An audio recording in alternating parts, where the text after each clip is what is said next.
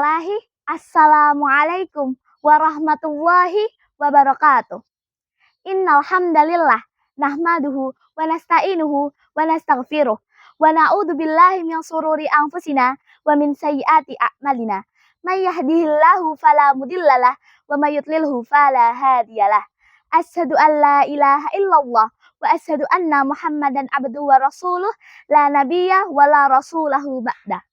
Pertama-tama yang paling utama, marilah kita panjatkan puja dan puji syukur kita kehadirat Allah Subhanahu wa taala yang telah memberikan rahmat serta hidayahnya agar kita dapat melaksanakan ibadah puasa pada bulan Ramadan kali ini dengan penuh kebahagiaan dan keberkahan. Salawat serta salam marilah kita haturkan kepada junjungan kita Nabiullah Muhammad sallallahu alaihi wasallam yang telah membawa kita dari zaman jahiliyah menuju zaman Islamiyah. Perkenalkan saya Yuka Nafa Azani dari kelas 9A akan membawakan kurma singkat bertemakan waktu-waktu yang indah di bulan Ramadan. Adakah kalian yang tahu kapan sih waktu-waktu indah itu dan apa saja waktunya? Yang pertama adalah malam Lailatul Qadar dan yang kedua adalah Nuzulul Quran. Malam Lailatul Qadar adalah malam kemuliaan di mana Allah Subhanahu wa taala memberikan kesejahteraan bagi seluruh umat Islam. Sebagaimana sabdanya pada Quran surat Al-Qadar sebagai berikut. A'udzu billahi minasyaitonir rajim. Bismillahirrahmanirrahim. Inna anzalnahu fi lailatul qadar wa ma adraka ma lailatul qadar. Lailatul qadri khairum min alfi syahr. Tanazzalul malaikatu warruhu fiha bi'idni rabbihim min kulli amr. Salamun hiya hatta matla'il fajar. Yang artinya, sesungguhnya kami menurunkan Al-Quran pada malam kemuliaan. Dan tahukah kamu kapan malam kemuliaan itu? Malam itu lebih baik daripada 1000 bulan. Para malaikat-malaikat turun dan atas izin Rabb-nya, malaikat Jibril mengurus segala urusan. Malam itu penuh kesejahteraan hingga terbit fajar. Ketika malam Lailatul Qadar terjadi, Allah Subhanahu wa taala mengirimkan semua keberkahan untuk umat Islam sampai terbitnya fajar.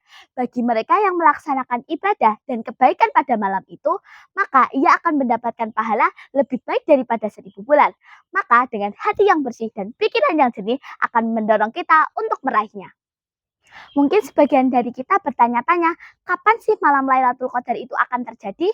Dari sabda Rasulullah Shallallahu Alaihi Wasallam, malam Lailatul Qadar sendiri akan terjadi pada 10 malam terakhir di bulan Ramadan, khususnya di hari-hari ganjil.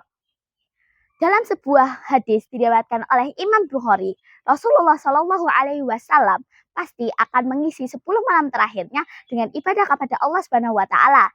Dalam hadisnya dari Aisyah radhiyallahu anha, ia berkata, Rasulullah Shallallahu alaihi wasallam akan mengisi 10 malam terakhirnya dengan mengencangkan sarung, beribadah di malam-malam hari dan membangunkan istri-istrinya untuk ikut beribadah. Hadis riwayat Bukhari dan Muslim. Berdasarkan hadis tersebut, kita dianjurkan untuk membangunkan keluarga-keluarga kita ketika kita akan melakukan sholat malam pada 10 malam terakhir. Adapun amalan-amalan yang dapat kita lakukan, yang pertama adalah bersungguh-sungguh ketika beribadah kepada Allah. Yang kedua, melaksanakan sholat tarawih dengan keimanan dan keikhlasan untuk mendapatkan ridha Allah Subhanahu wa taala. Dan yang ketiga adalah mengencangkan tilawatil Quran kita agar mendekatkan diri kita kepada Al-Quran dan Allah Subhanahu wa taala. Ngomong-ngomong soal Al-Quran, adakah kalian tahu nih kapan sih peristiwa itu terjadi dan apa nama peristiwanya? Jadi nama peristiwa dari turunnya Al-Quran adalah Nuzulul Quran.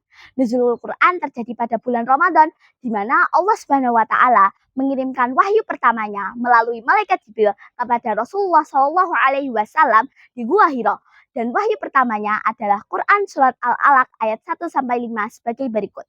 A'udzu billahi minasyaitonir rajim. Bismillahirrahmanirrahim. Iqra bismi rabbikal ladzi khalaq. Khalaqal insana min 'alaq. Iqra wa rabbukal akram. Alladzi 'allama bil qalam. 'Allamal insana ma lam ya'lam. Al-Quran adalah kitab petunjuk yang sangat istimewa. dan Al-Quran adalah kitab penyempurna dari kitab-kitab Allah sebelumnya. Selain itu, Al-Quran sebagai mujizat bagi Nabi Muhammad SAW. Teman-teman yang dirahmati Allah, tak heran apabila banyak masyarakat yang memperingati dengan nuzulul Quran dengan berbagai macam cara. Seperti yang pertama, melakukan kajian di masjid, yang kedua, berbuka puasa bersama, yang ketiga adalah menghatamkan Al-Quran. Semua itu dilakukan sebagai penghormatan kita kepada kalamullah yaitu Al-Quran. Kegiatan tersebut bertujuan sebagai penanaman nilai-nilai Islam kepada generasi-generasi muda. Dan ternyata banyak sekali loh keistimewaan dari membaca Al-Quran. Yang pertama adalah menjadi pedoman, petunjuk, dan rahmat dari Allah. Yang kedua, menjadi obat bagi seluruh manusia. Yang ketiga, memelihara martabat manusia. Yang keempat adalah pelajaran dan penerangan. Dan yang terakhir adalah solusi bagi seluruh masalah masyarakat. Masya Allah bukan? Ternyata Allah sangat sayang kepada seluruh umat manusia. Di bulan Ramadan ini, kita tidak hanya berpuasa, namun juga belajar sejarah-sejarah Islam dari kajian-kajian yang kita ikuti. Demikianlah yang dapat saya sampaikan. Apabila ada salah kata, mohon dimaafkan. Dan apabila ada lebihnya, tidak usah dikembalikan. Karena saya adalah orang yang ikhlas. Nun, wal qalami wa ma yasturun. Wassalamualaikum warahmatullahi wabarakatuh.